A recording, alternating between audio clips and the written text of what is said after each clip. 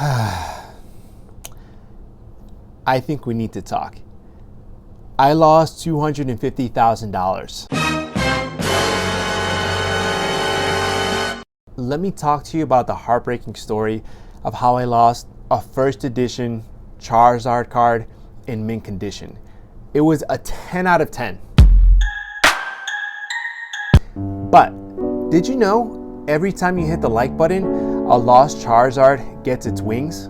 To honor the fallen Charizards and lost Pokemon out there, I encourage you to hit the subscribe button.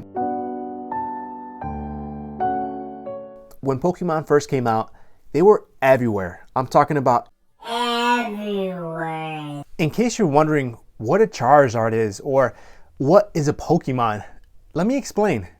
Pokemon, or Pocket Monsters as they're also known, is a franchise that first released their game in 1996 on the Game Boy, and later that same year released Pokemon cards in Japan. The following year, the animated TV show first aired in Japan and aired in North America just 1 year later. It took 3 years from their initial card release that Pokemon came stateside and into my hands. Among these cards, Charizard is the rarest and most expensive card. It happened to be the one card missing from my collection. It's still missing from my collection. I had no luck. Until that is, one day, I happened to purchase a pack of Pokemon cards. I flipped through a few of the cards, and then right before the very last card, I saw it. It was a first edition holographic Charizard card. I could not believe it. I was dancing, I was singing, I was screaming, I was jumping for joy. All of this in my head, by the way. I took it out of its pack, went to the car, put it between 2 books, went back home, and then I put it in a hard case, so it would be preserved forever and ever. That's how I know it was in mint condition. But as I got older, I ended up giving my Pokemon cards to my nephew Anthony, never to be seen again. He lost the card. He even lost some of the less valuable cards. Sometimes I wonder if Charizard thinks about me the way I think about it. The memories we could have had. Maybe I would have taken it to prom. Maybe I would have taken it with me to purchase my first investment property. Or maybe Charizard could have been with me when Tony Stark snapped his finger so he could wipe away my tear. I keep seeing article after article explaining how the value of Pokemon cards, they just started to skyrocket. And in my mind, I'm like, cool, but I don't have any, so whatever. I didn't think too much about it. As you can imagine, I see the value on the Charizard card. I am in shock. I couldn't believe it. Here's a chart from the PSA website where we can see the value take a dramatic jump. From 2016 to 2019, the value ranged from about $4,000 US to $40,000 US, which is still a hefty chunk of change. Now, here is where things changed. We're in the year 2020. I know it's a year we'd all like to forget, but this was the year that Pokemon cards took an absolute leap in value. To the moon! Here's where we see Charizard break the $100,000 mark. Wait, it actually blew past that figure to nearly $300,000 US.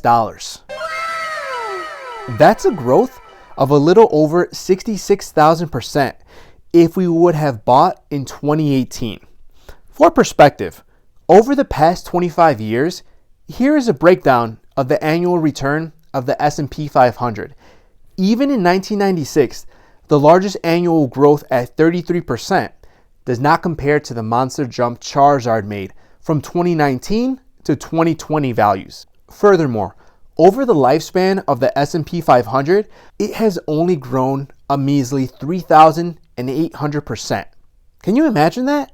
Only 3,800%.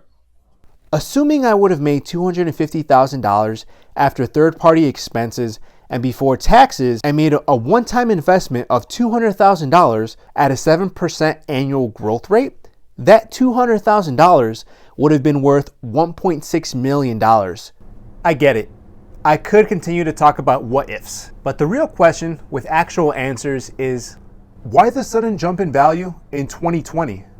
My theory is this. There's a factor of nostalgia since people like me grew up with Pokemon. Now that we are older and have disposable income, in some ways, we like to relive our memories. For someone like myself that maybe was only able to purchase 1 or 2 packs, I could afford to buy box sets. I could spend my money as I'd like. And I'm not the only one who thinks this way. We could see this with YouTubers creating unboxing events, showing off the Pokemon cards that they receive.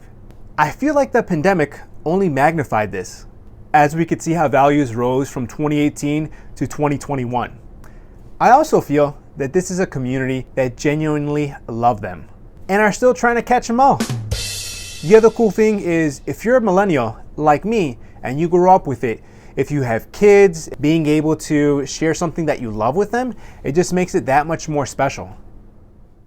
Now in reality, there was absolutely no way that I could have ever imagined the value of these cards skyrocketing. But of course, you never know, and such is life sometimes. My takeaways are this. If you have something that you truly love and you could afford to keep it, keep it. If you have something of sentimental value and you feel that one day it'll be worth something, keep it. Now guys, just as a FYI, I don't dwell too much upon this, but I wanted to share this story as it brings up a lot of questions. What if? Coulda, shoulda, woulda. Thank you so much for joining me today. What did you think of the story? Have you ever lost something that was truly valuable to you? Or conversely, have you ever found something that was worth something and you ended up selling for a profit? Let me know in the comments below. Until next time, guys, take care.